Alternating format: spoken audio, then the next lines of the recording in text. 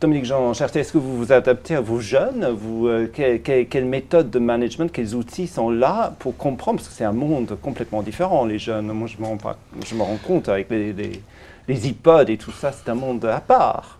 Vous les intégrez? Bien sûr qu'on les intègre et qu'on parvient à les intégrer.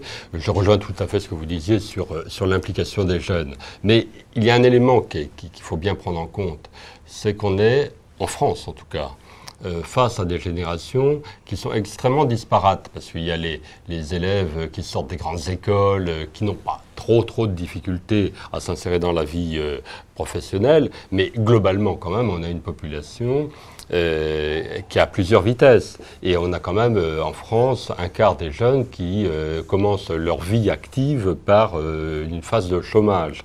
Et donc ces jeunes ont un rapport au travail et à l'entreprise qui ne peut pas être de même nature que ceux qui rentrent directement en sortant de l'école. Et donc c'est cette espèce de forte disparité qui peut engager des tensions qu'il nous faut surmonter et gérer.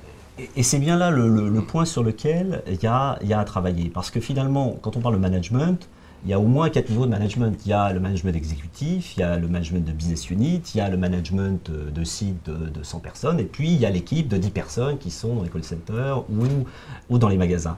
Et autant on a beaucoup travaillé sur la question du leadership, hein, autant le management de proximité est un champ d'innovation et tout le monde est demandeur dans l'entreprise, que ce soit les parties prenantes, que ce soit les organisations représentatives du travail, les managers. Michel Berry, est-ce qu'on est à un point un peu pivot entre plusieurs conceptions du leadership? Vous avez dit vous-même que tout devient beaucoup plus mondialisé. Est-ce qu'il faut concevoir le rôle des managers différemment dans l'avenir?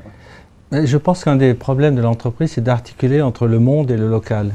C'est-à-dire que vous avez, c'est vrai que le management de proximité, c'est quelque chose de très important, mais il y a beaucoup d'entreprises qui perdent cette notion. Par exemple, moi ce qui me frappe, il y a des entreprises, il y a des directeurs d'usines qui sont des météores, qui passent 2 ans, 3 ans, qui n'ont même pas le temps de connaître l'environnement local et qui rapportent à des gens loin et qui n'ont pas le temps de développer une connivence suffisante avec les gens du terrain. Je pense que les entreprises très mondialisées, quelquefois, perdent de vue leur enracinement local. Vous êtes d'accord?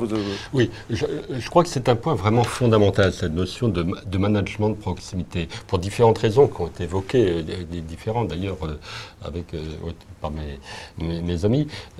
Moi, ce qui me frappe beaucoup, dans une entreprise de haute technologie comme Safran, vous avez en fait trois grands blocs maintenant. Des ouvriers, qui sont des ouvriers à des hauts niveaux de compétences, hein, c'est beaucoup plus que le bac, le niveau d'embauche d'un ouvrier, des techniciens et des ingénieurs. C'est les 3 tiers. On a eu une disparition de 2 mondes, le monde des employés, parce qu'effectivement, les managers, maintenant, tapent eux-mêmes leur courrier, font un certain nombre de tâches qui étaient... Qu'est-ce que vous appelez les employés? C'est quoi? C'est des secrétaires? Les secrétaires, de personnel administratif, et puis une disparition des agents de maîtrise. Mais effectivement, on se rend compte qu'en plus, dans une entreprise qui est fortement mondialisée, eh bien, ce management de proximité, il faut le réinventer.